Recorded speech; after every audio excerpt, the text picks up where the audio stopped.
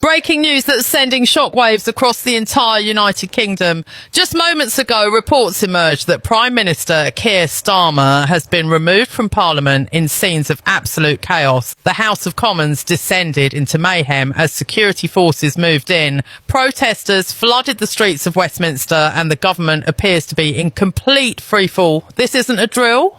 This isn't speculation. This is happening right now, and what you're about to hear will change everything you thought you knew about British politics. The establishment is crumbling before our eyes, and the people have finally said, enough is enough. Stay with me, because every second of this story is more shocking than the last.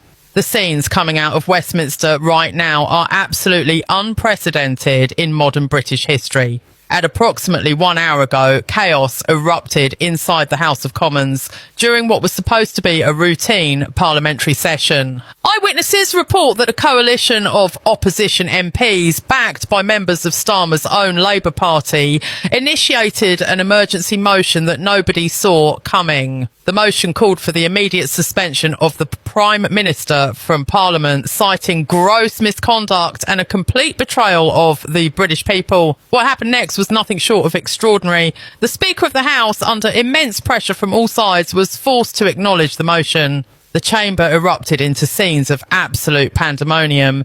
MPs were shouting, some were trying to physically block the proceedings, while others were demanding immediate action. Security personnel were called in as tensions reached a boiling point. But here's where this story takes an even darker turn. Sources inside Parliament are now confirming that Starmer attempted to refuse the motion, claiming it was unconstitutional and politically motivated.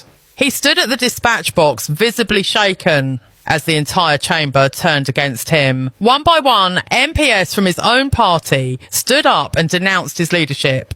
They spoke of broken promises, of policies that have devastated working families, of a Prime Minister who has lost complete touch with reality. The betrayal was total and absolute.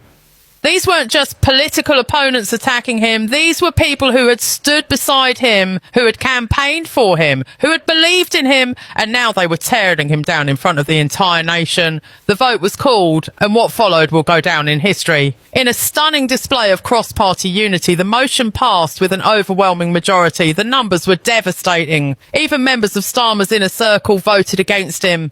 The Speaker had no choice but to declare the motion carried. At that moment, parliamentary security was instructed to escort the Prime Minister from the chamber. Starmer stood there frozen, unable to comprehend what was happening. His face went pale as the reality sank in.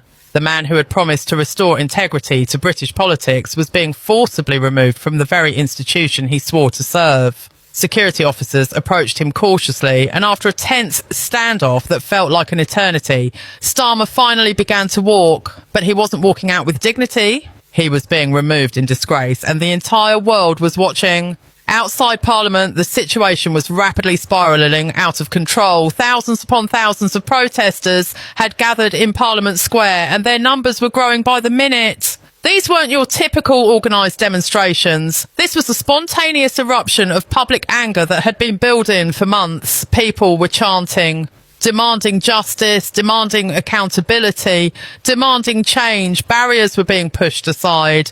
Police lines were struggling to hold. The atmosphere was electric and dangerous. News helicopters circled overhead, broadcasting live footage of a nation in crisis. Social media exploded with videos, photos, and first-hand accounts. Within minutes, the hashtags were trending worldwide.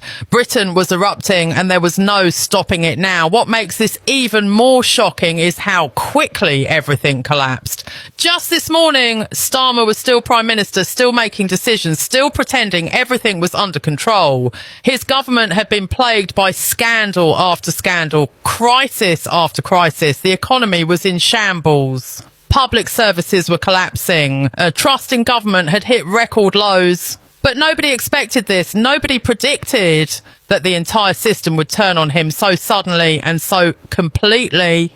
Political analysts are calling this the most dramatic fall from power in British political history. We're witnessing the end of an era, the collapse of a government, and possibly the beginning of something entirely new. The question now is what comes next, and whether Britain can survive the chaos that's about to unfold. Let's talk about what led to this moment, because when Labour swept to power, there were promises of change, promises of hope, promises of a government that would actually serve the people. Instead, what Britain got was more of the same establishment politics, more broken promises and more betrayal. The cost of living crisis has spiralled completely out of control. Energy bills have skyrocketed to levels that families simply cannot afford. People are choosing between heating their homes